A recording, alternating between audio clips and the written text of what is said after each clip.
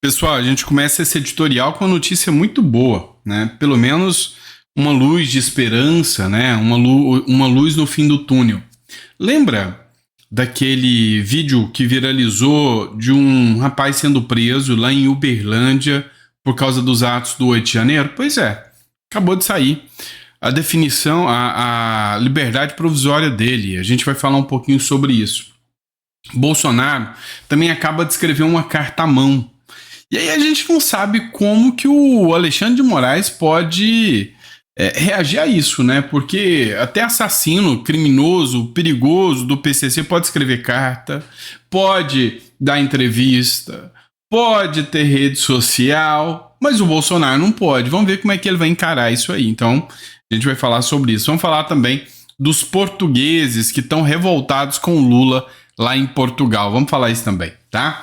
Então, desculpem o atraso mais uma vez. Hoje o dia foi meio corrido, não foi à toa não, trabalhando o dia inteiro, tá? Vamos falar sobre tudo isso, beleza? Vamos começar com a carta do Bolsonaro. Foi o Victor von Serran que publicou a carta. Ela diz o seguinte, ó: dirijo-me a todos que comungam conosco dos mesmos valores: Deus, pátria, família e liberdade, para dizer que lamento as críticas da própria direita dirigidas a alguns colegas e a minha esposa.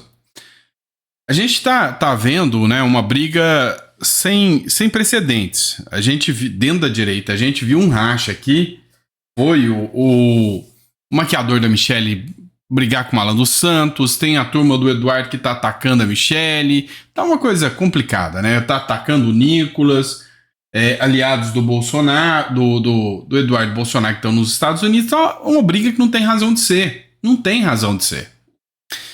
E aí ele pede, né, que lamenta e que pede que isso pare. A Michelle pedir para só, ele tampou aqui, né, para só se candidatar, não sei, após março, se manifestar após março,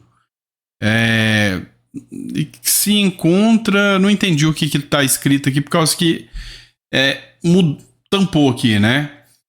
Ocupar no atendimento para ela ficar, né, por condição e atendimento da nossa filha Laura,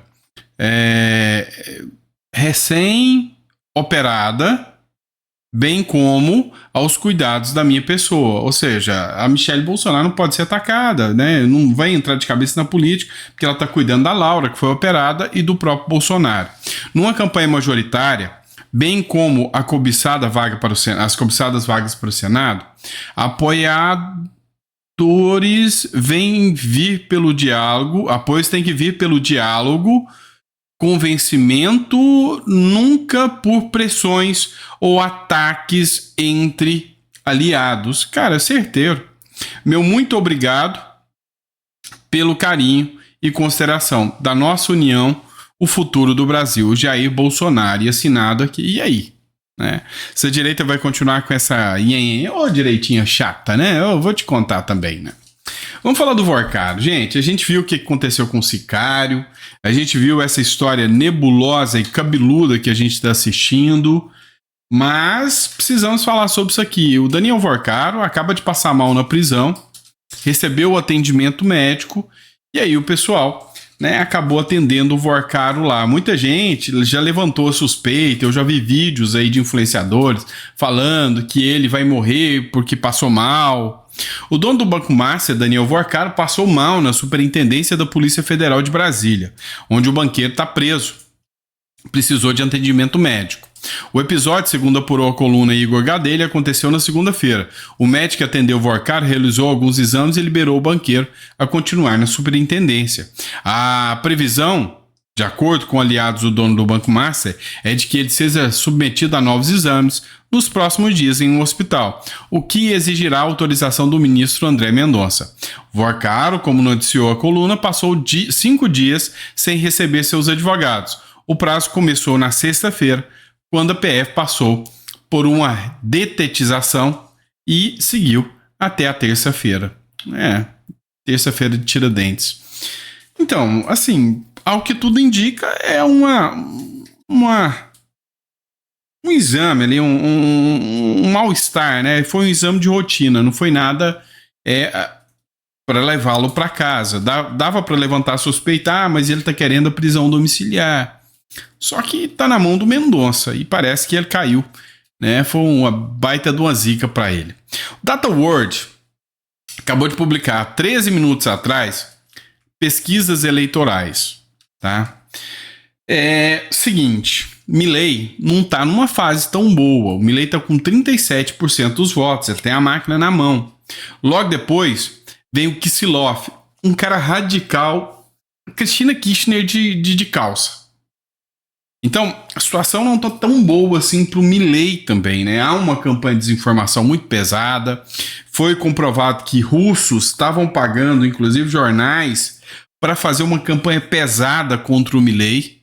Muito pesada contra o Milei. Milei não foi bem nas eleições de meio de mandato. O Trump teve que interferir. Uma eleição pesada. Acabou perdendo Buenos Aires para um radical de esquerda. Então tem que tomar muito cuidado, né? O Milei. Mas saíram as pesquisas eleitorais. Milei ainda está na frente, mas não está com favoritismo como precisava ter. Falei dessa matéria mais cedo, mas a gente precisa falar de novo sobre o caso Ramagem. Vem o Metrópolis aqui e diz que os Estados Unidos viram exagero, até uma certa conversa fiada, né? Ou uma fake news, mentira, do governo Lula sobre alianças com o governo norte-americano. E o governo norte-americano quis deixar claro, tem uma aliança nenhuma contigo, meu irmão. Dá uma olhada à matéria do Metrópolis. Integrantes do governo dos Estados Unidos avaliaram que o Brasil agiu com exagero ao fazer 2 anúncios de supostas parcerias nos últimos dias. O termo usado na conversa comigo foi esse, exagero. O primeiro episódio que chamou a atenção de Washington ocorreu no dia 10 de abril. Na ocasião, representantes dos Estados Unidos se reuniram com o ministro da Fazenda do Brasil, Dário Durigan, com o chefe da Polícia Federal, Andrei Rodrigues, e com o secretário especial da Receita Federal, Robinson Barreirinhas, para debater a expansão de uma fiscalização remota no Porto de Santos, que já acontece desde março deste ano. Na reunião, os Estados Unidos discutiram uma carta de intenções que não chegou a ser assinada por nenhum dos 2 governos. Ao fim do encontro, Durigan, Andrei e Barreirinhas anunciaram em coletivo de imprensa a formalização de uma cooperação com os Estados Unidos para o combate de armas e drogas. Divulgado pelo presidente Lula nas redes sociais, o anúncio chamou a atenção de autoridades norte-americanas, que não enxergaram na conversa a celebração de nenhum acordo novo. Outro ponto que chamou a atenção dos Estados Unidos foi o fato de o governo Lula anunciar a detenção do ex-deputado Alexandre Ramagem na Flórida, no dia 13. Causou estranheza o fato de a medida do setor de imigração norte-americano ter sido divulgada por autoridades brasileiras, sobretudo como fruto de uma cooperação internacional. Após o episódio, integrantes do governo dos Estados Unidos passaram a apurar as circunstâncias da detenção. Nesta segunda-feira, o governo dos Estados Unidos emitiu uma nota que diz, abre aspas, nenhum estrangeiro pode manipular nosso sistema de imigração para contornar pedidos formais de extradição e estender perseguições políticas ao território dos Estados Unidos. Hoje, pedimos que o funcionário brasileiro envolvido deixe o nosso país por tentar fazer isso. Para mais informações, acesse a coluna em metrópolis.com. Minha opinião sincera é que o governo americano acaba de desmentir o Itamaraty.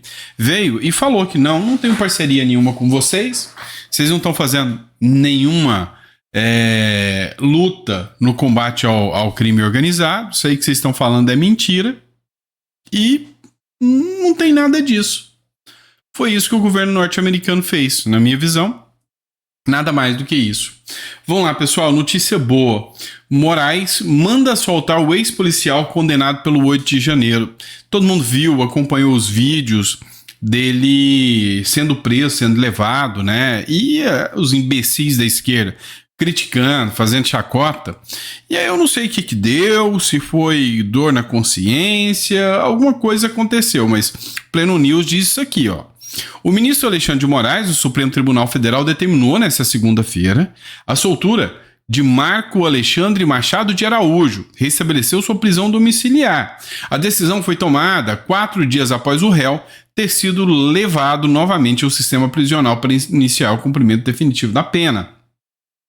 O alvará de soltura foi expedido após a defesa informar ao tribunal que Marco Alexandre segue em tratamento psiquiátrico contínuo e não apresentou melhora clínica. O ministro considerou que o quadro de saúde, ao autorizar que ele volte a cumprir pena em casa. Pois é, o pedido foi de que ele está sofrendo depressão, quadro psiquiátrico grave. E, cara, isso mostra uma mudança de postura do Alexandre de Moraes. O Alexandre de Moraes, ele é implacável. Implacável. Ele, se você é bolsonarista, você o cocô, pior do que o cocô do cavalo do bandido. Então, é uma coisa, assim, complicada quando você tá no espectro dos inimigos do Alexandre de Moraes, como bolsonarista, né? Vamos lá, vamos falar de Portugal? Protestos monitorados. Olha só, o pessoal ficou revoltado que a polícia, depois do evento do Ramagem, a Polícia Federal estaria investigando manifestantes que estão em Portugal fazendo críticas ao Lula. Dá uma olhada aqui. Estavam aqui a falar e se manifestar. O engraçado é que do outro lado, onde há apoiantes ali do Lula, a Polícia Federal não interveio. A minha pergunta que eu deixo é, por que a Polícia Federal está andando aqui no meio de nós? Qual é o perigo que nós trazemos para o Lula? A não ser as nossas carteiras que têm que estar menos ao bolso, porque ele acabou de chegar. Mas eu acho isso uma injúria, um disparate, virem para aqui policiais da Polícia Federal e ainda chamou os nomes ali, disse nomes das pessoas que estavam ali. Filmaram todos os brasileiros. Isso é uma ditadura, não é? Exatamente, é a atuação da Polícia Federal de Alexandre de Moraes e de Gilmar Mendes, mandando os seus agentes para Portugal para identificar os conservadores de direita que protestam contra Lula da Silva. Ou seja,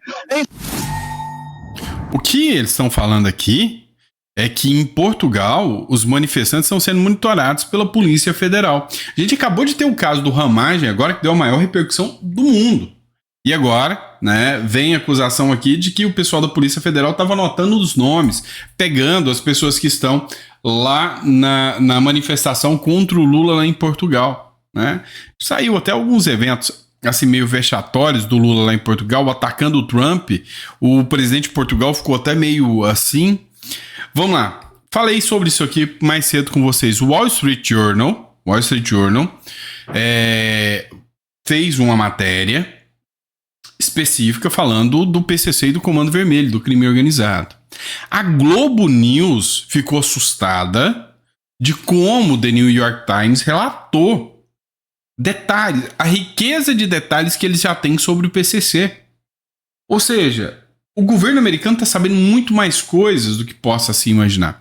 Vamos ver o que o pessoal da Globo falou aqui.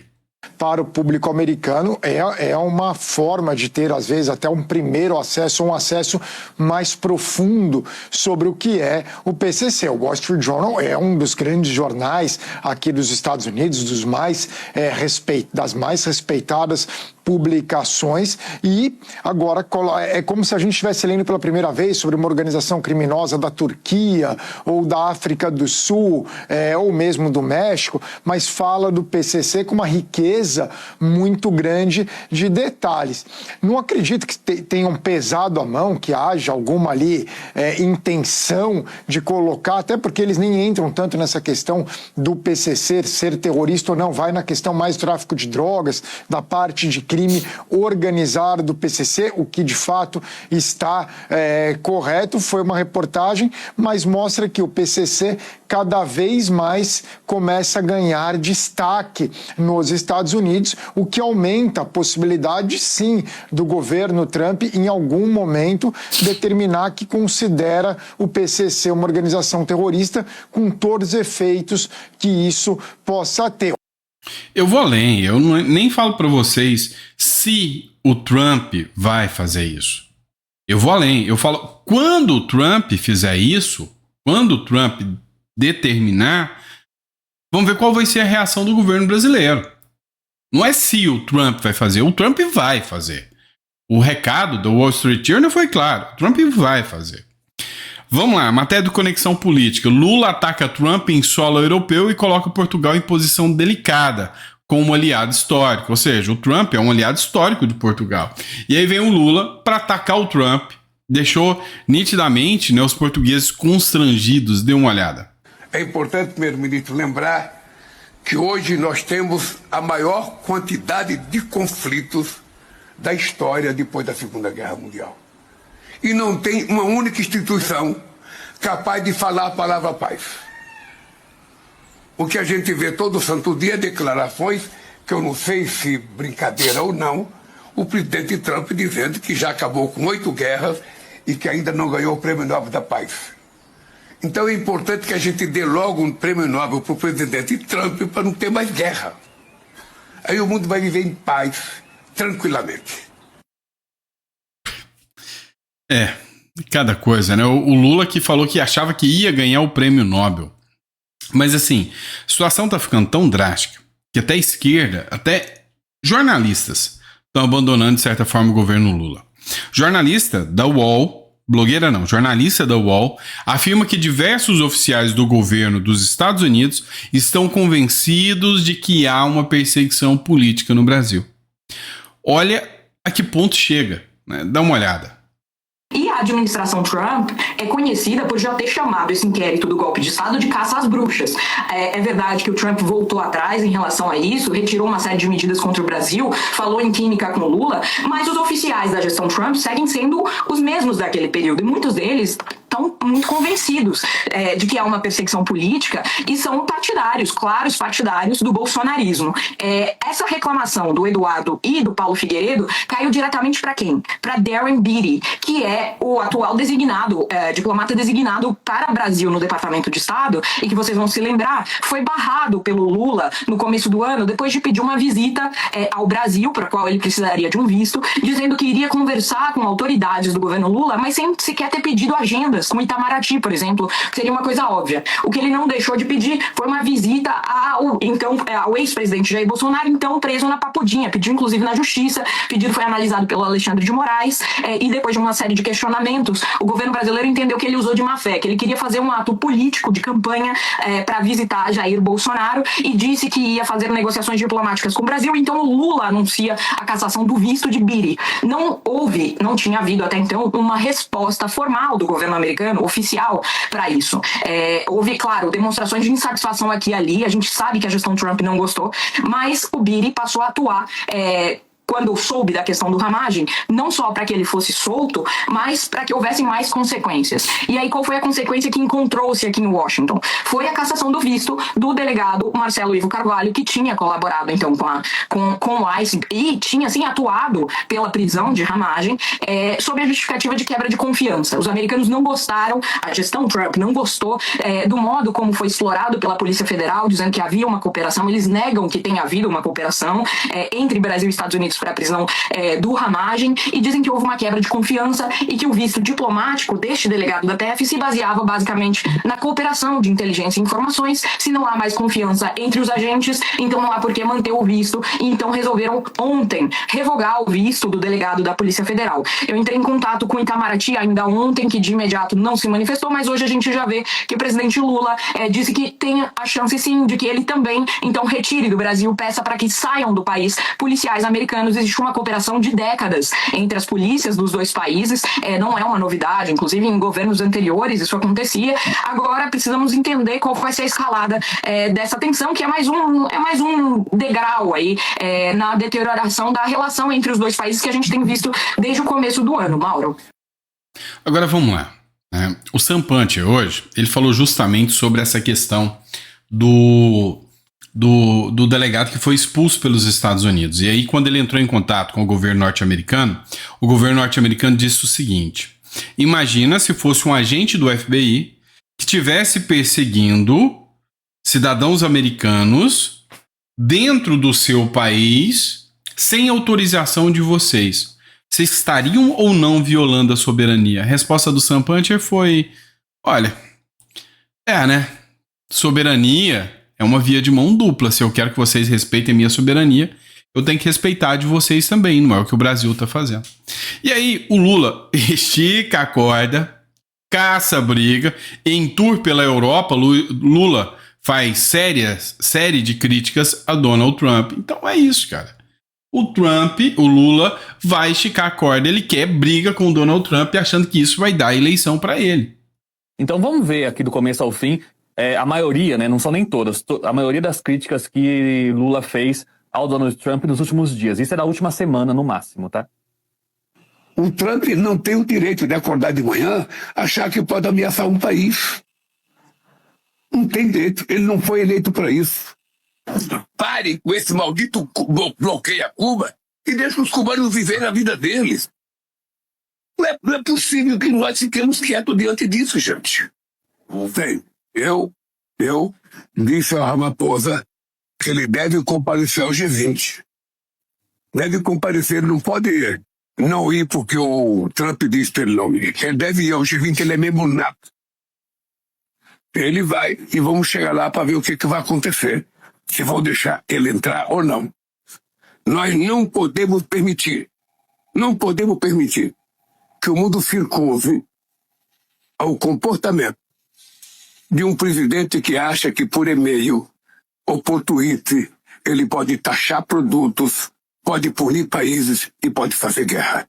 O que a gente vê todo santo dia é declarações, que eu não sei se brincadeira ou não, o presidente Trump dizendo que já acabou com 8 guerras e que ainda não ganhou o Prêmio Nobel da Paz. Então é importante que a gente dê logo um Prêmio Nobel para o presidente Trump para não ter mais guerra. Aí o mundo vai viver em paz, tranquilamente. Essa última declaração que você viu aí é do presidente Lula hoje em Portugal. A gente vê um constrangimento ali, inclusive, do primeiro-ministro português. Mas, neerlandês, vocês sabem que, assim, eu não sou do futebol, eu sou da Fórmula 1, assim como boa parte do pessoal do audiovisual do Metrópolis aí. Mas no futebol tem uma expressão que é cavar a falta. Então, esse ponto já está meio claro que a gente está em campanha eleitoral e não é muito segredo também que o pico de popularidade do presidente Lula foi durante a crise ali do tarifaço entre Brasil e Estados Unidos, né? Então, talvez ali essa tentativa de retomar o embate com Donald Trump, que é alguém que está com problemas de popularidade mesmo em casa no momento, é uma tentativa de retomar ali um discurso de soberania, né? É isso, ele quer retomar o discurso de soberania, violando a soberania de outros países. É bem a cara do Lula, né? Bem a cara do Lula. É assim que é o modus dele, né? Vamos lá, vem a Madeleine Lacks. A Madeleine Lacks está revoltada com o AGU e com a Erika Hilton. Ela recebeu a notificação porque ela fez críticas ao PL da misoginia. Então, vem um homem querendo calar uma mulher, ou seja, vem o AGU, que pretende ser STF, tentando calar uma jornalista. Recuou. Mas e os outros? A AGU retirou a censura sobre mim, mas não sobre os demais cidadãos, o que não faz nenhum sentido.